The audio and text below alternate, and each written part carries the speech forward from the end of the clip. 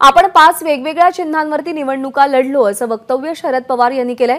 आज शरद पवारांच्या गोविंदबाग या निवासस्थानी सोलापूरचे माळशिरस तालुक्यातले काही कार्यकर्ते आले होते।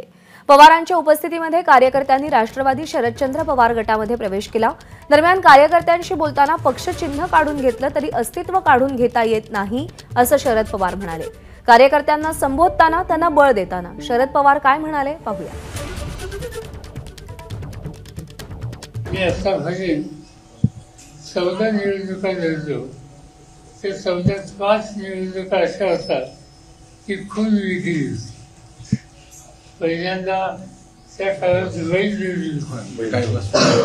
नंतर गाय वस्तू आलं, नंतर चरखा आला, त्याच्यानंतर हात आला, त्याच्यानंतर घड्याळ आलं।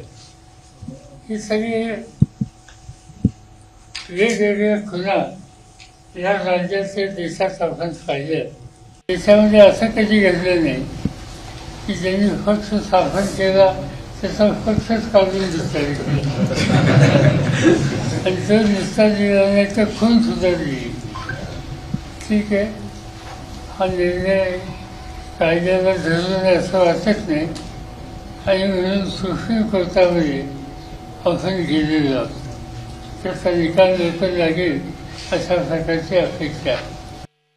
एखाद्या संघटनेची खून आपण काढून घेतली तर त्या संघटनेचं अस्तित्व संपेल असं कधी होत नसतं।